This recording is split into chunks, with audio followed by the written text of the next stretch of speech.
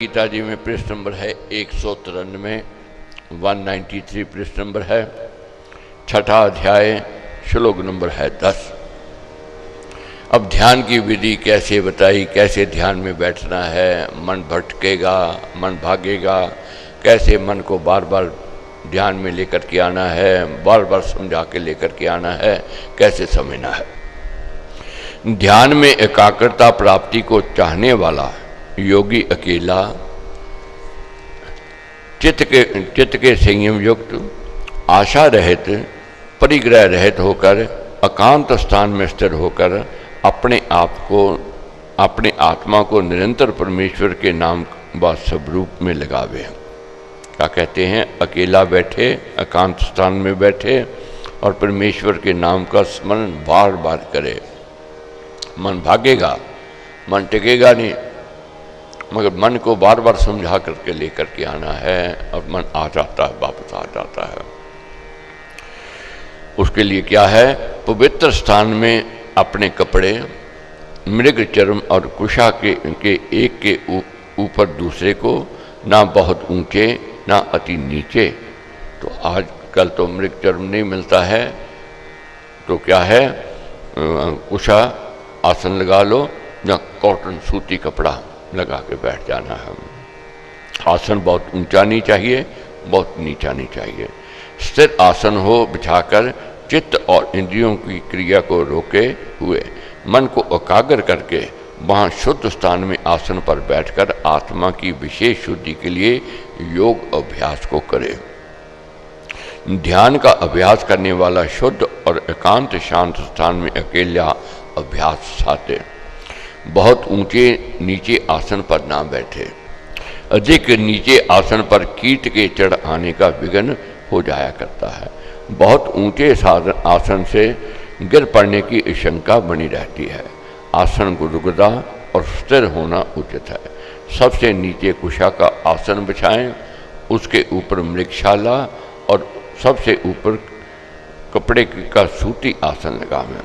ऐसे आसन पर बैठकर सब चेष्टाओं को रोककर परमात्मा का ध्यान करें। इस प्रकार योग धारणा में स्थिर मनुष्य देह और सिर और गर्दन को बराबर, देह और सिर को गर्दन को बराबर रख करके अचल रखता हुआ, इधर उधर ना देखता हुआ, अपने नाक के अग्रभाग को अच्छी तरह देखकर नासिका के अग्रभाग में दृष्टि टिकाकर पूर्ण शांत आत्मा निर्भय होकर ब्रह्मचर्य में रहता हुआ मन को संयम में करके मुझ में चित्त लगाए हुए मुझ में परायण योग युक्त मेरा ध्यान करता हुआ बैठे। नासिका के अग्रभाग से भ्रुकुटी का स्थान से तात्पर्य है। इस भ्रुकुटी के स्थान से नेत्र बंद करके केवल ध्यान से क्यों देखे। गर्दन सीधी, शरीर ढीला, पलकें बंद, और पलकें बंद करने से पहले नासिका की और पूरा ध्यान, और फिर ध्यान भ्रुकुटी के अंदर लेकर के जाना है। और बार बार मन भागेगा, बार बार ध्यान को लेकर के आना है, ध्यान भी भागेगा।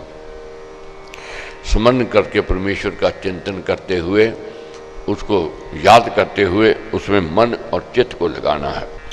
मन के संयम युक्त योगी इस प्रकार आत्मा को सदा बार बार ध्यान में जोड़ता हुआ मुझ में रहने वाली निर्माण धाम की परम शांति को प्राप्त करता है। वह उपासक मेरे ध्यान से परम धाम को पहुंचता है। बहुत से अभ्यासी केवल खान पान को ही योग का मुख्य अंग मानकर अपनी देह की शक्ति को निराहार रहकर क्षीण कर देते हैं, परंतु महाराज ने कहा है कि हे अर्जुन, समता रूप योग अधिक खाने से नहीं सिद्ध होता, ना ही केवल ना खाने से होता है। अति सोने वाले को भी योग सिद्ध नहीं होता है, ना ही जागते रहने वाले को योग सिद्ध होता है। जिस यत्नशील जन का आहार, चलना और फिरना नियमबद्ध है, जिसकी कर्मों की चेष्टा नियम पूर्वक है, जिसका सोना जागना नियम में है, उसका दुख को नाश करने वाला योग सिद्ध हो जाता है। नियम पूर्वक मर्यादा से अपने सब काम करता हो अभ्यासी योग में सफलता सहज से लाभ कर लेता है। बहुत लोग ऐसे हैं, बहुत अभ्यासी शरीर को बहुत तंग करते हैं, सताते हैं, खाना पीना छोड़ देते हैं, निरन्न रहते हैं, भूखे रहते हैं, निद्रा को छोड़ देते हैं, प्रभु कहते इससे योग सिद्ध नहीं होता। शरीर को ईंधन तो चाहिए, शरीर भूखा तो क्या करोगे। अब खाना है, कितना खाना है, क्या खाना है, समता कहा है, समता का योग कहा है। जो समता में रहता है व्यक्ति, जीव के स्वाद के लिए नहीं खाता है, शरीर के जिलाने के लिए खाता है, और अपना नियम में रहने वाला है, समय पर सोना, समय पर जागना, ये नियम है उसका। और नियम पर, समय पर कार्य करने और मर्यादा में रहकर कार्य करने, उसका ध्यान शीघ्र लग जाता है। ना अधिक खाने से, ना खाने से, ना जागते रहने से, ना सोए रहने से ये योग सिद्ध नहीं हो सकता है। समता में रहने से ये योग सिद्ध हो जाता है। तो इसका अभ्यास बार बार करना है।